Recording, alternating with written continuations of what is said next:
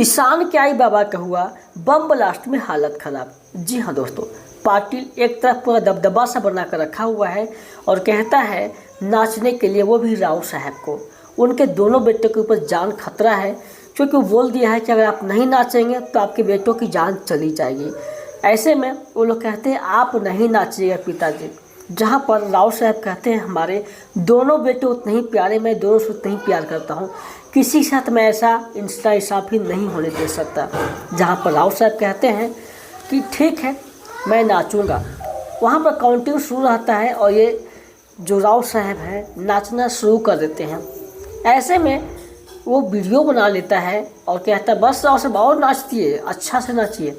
लेकिन यहाँ पर चिन्मय दादा और ईशान को बिल्कुल भी नहीं रहा जाता है, आंखों के सामने मेरे पिताजी कैसे नाच रहे हैं। जहाँ पर आकर साहब की ऐसी ही हालत ख़राब रहती है, बट वो नाचने में कोई कसर नहीं छोड़ते हैं ताकि उसके बेटे को लोग छोड़ दे। उनके पसीने पसीने हालत हो जाती है। कहता है इधर पाटिल वाह वाह राव साहब क्या आपने डांस किया है। बट ईशान चिल्ला रहा होता है, लेकिन जब अक्कर साहब की हालत ख़राब नहीं होती है और वो घड़ी खोलता है और वहाँ पर दिमाग लगाना शुरू कर देता है। कमिश्नर साहब का फ़ोन नंबर होता है, वहीं से वो जो है कमिश्नर साहब को कॉल कर देता है।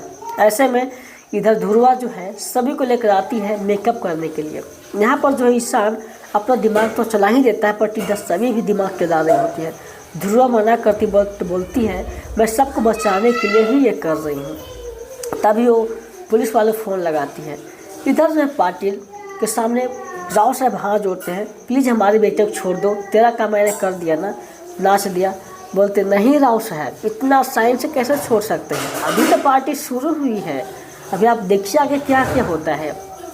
लेकिन कमिश्नर पर फ़ोन चला जाता है सभी के माध्यम से और इधर जो है माहौल बहुत ज़्यादा गर्म है। वो सारी कहानी बता देती है और वो जो है फ़ोन रखते हैं, जल्दी से पुलिस वालों को भेज देते हैं। इंदर के पास भी फ़ोन कर देती है, इंदर भी बात को समझ लेता है, उससे अच्छी से बातें हो जाती है। तभी वहाँ पर गुंडे अकबका आ जाते हैं सबीर को लेने के लिए, तभी वो वहाँ से निकल जाती है। इधर माहौल तो तब गर्म होता है जब मेन गेट पर बम होती है। शुक्ला जी बाकी सभी लोग आ जाते हैं, यह अंदर क्यों नहीं जानते रहे। लेकिन वैसे में ईसा शांतनु वो भी आ जाते हैं, कहते हैं अंदर चल के आ रहा है, आप लोग कर क्या रहे हैं बाहर में। कहते हैं हमें भी नहीं पता है, बस थोड़ा सा पता है अंदर गुंडे हैं जो सब घेरे हुए लगे हैं। तभी उसके पास इंद्र फ़ोन करता है कि आप जो है मेन गेट मत क्रॉस कीजिएगा, उसमें बम लगा हुआ है। लेकिन पुलिस वालों को नहीं पता, जैसे ही सुनाई नहीं देता है खोलते ही ब्लास्ट हो जाता है, पूरा कॉलेज आवाज़ से गूंज जाता है। ऐसे में सब हैरान है ये क्या हो रहा है। तो बोलते मेरी शादी है ना तो थोड़े पटाखे तो फूटेंगे ही, लेकिन बहुत बड़ा नुकसान हो जाता है, पुलिस वाले जख्मी हो जाते हैं, ईसा संतोनों की भी हालत ख़राब हो जाती है। ऐसे में इस दुर्घटना में जो हालत है बहुत गंभीर है। बट सभी दुल्हन के रूप में तैयार होकर वहाँ पे आ रही होती है, जिससे स्वागत जो है बहुत अच्छे से करता है वो, और कहता है सभी को देखते हैं कि वाह आज मेरी दुल्हन कितना मस्त तैयार हुई है, देखने लायक है लोग। तभी वो जो है उसे रहा नहीं जाता और वहाँ पर चला जाता है। लेकिन यहाँ पर ईशान गुस्सा भी कर रहा होता है, वो जाता है गजरे को सूंघता है और कहता है वाह सभी जी वाह, आज तो मानना पड़ेगा आपको। बहुत ज़्यादा तारीफ़ करता है, इस पल का मैं वर्षों से इंतज़ार कर रहा था, आज वो पल आ ही गया। जहाँ सभी को बहुत गुस्सा आ रहा होता है, लेकिन ईशान भी गुस्सा करता है। ऐसे में क्या कर सकता है कोई। जहाँ पर जाती है और यहाँ पर सारा पता चल जाता है सभी को कि यहाँ पर ईशा और शांतनु भी आने वाले थे, क्योंकि तन्वी ने साहब को बता दी है। लेकिन ये सच्चाई ईशान को नहीं पता था। ईशान जोर से चिल्लाता है आप लोगों ने हमें बताया क्यों नहीं, और किसको किसको पता था कि आई बाबा आ रहे हैं।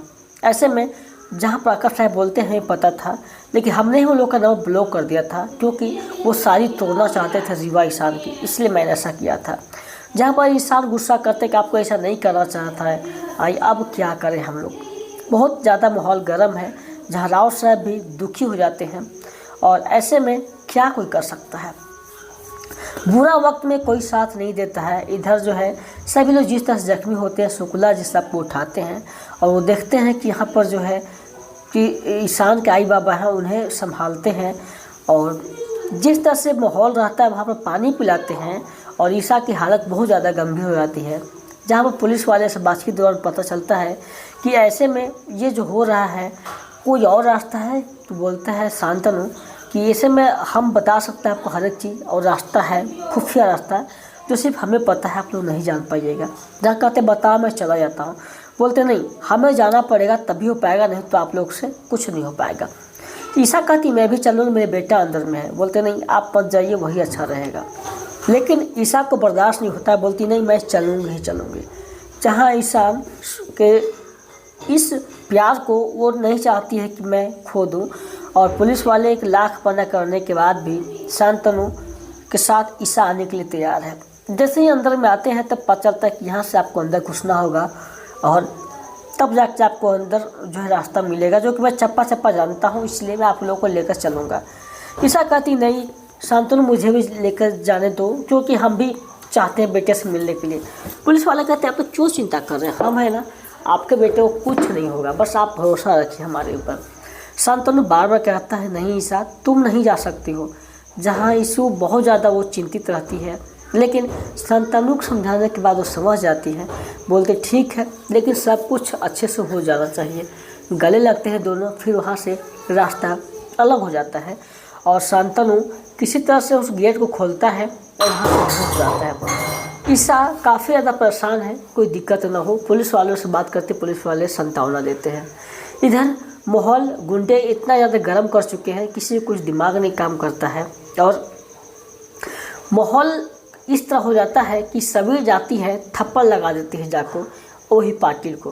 पाटिल बहुत ज़्यादा गुस्से में रहता है, लेकिन वो कुछ नहीं करता है, बस ये कहता है सभी जी आपके हाथों मेहंदी क्यों नहीं लगी है, मेहंदी तो लगनी चाहिए थी ना, शादी हमारी हो रही है, जाके पहले मेहंदी लगाई। लेकिन वो मना करती है। तब जो गुस्सा में आ जाता है वो कहता नहीं, ज़बरदस्ती सभी को जाकर बैठा देता है, और वहाँ पर ध्रुवा कहते ए हीरोइन चल जल्दी आ इसकी मेहंदी लगा।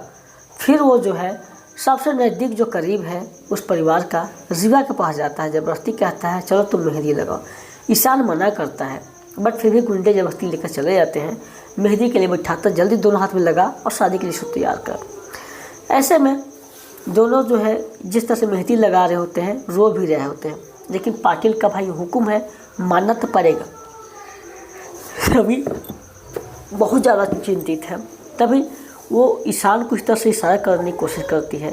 ईशान समझ आता है हमें कुछ करना चाहिए, वो भागा हुआ आता है। इधर जो है किसी तरह से पुलिस वालों को लेकर शांतनु घुसता है अंदर में, लेकिन यहाँ पर जो है किरण यानी कि सभी का जीजा जी दिमाग लगाता, सास इसी फुटेज को अपने मोबाइल में कर देता है और दे देता है पाटिल को। पाटिल बहुत खुश है। ये लोग सोचते हैं कि मैं सोचता हूँ कि प्रॉब्लम सोल्यूशन हो, लेकिन कांड बढ़ता ही चला जाता है। अब तो सब कुछ साफ साफ दिख जाएगा। बट यहाँ पर बात ये आती है कि ईशान चुप कराता है और कहता है मत बताना कि ये शांतनु कौन है, लेकिन वो सबके सामने बता देता है पुलिस वालों पाटिल को कि ये ईशान के बाबा हैं।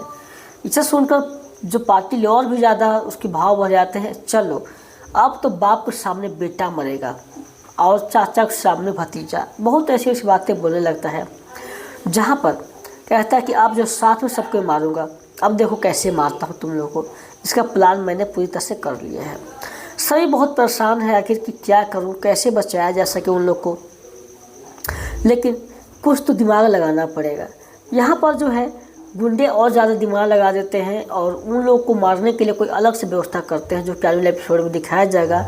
अपने ही भेष में इसके आदमी को भेज देते हैं ताकि पुलिस वाले देखें और इन्हें अपने आदमी को खुद से गोली मार दें।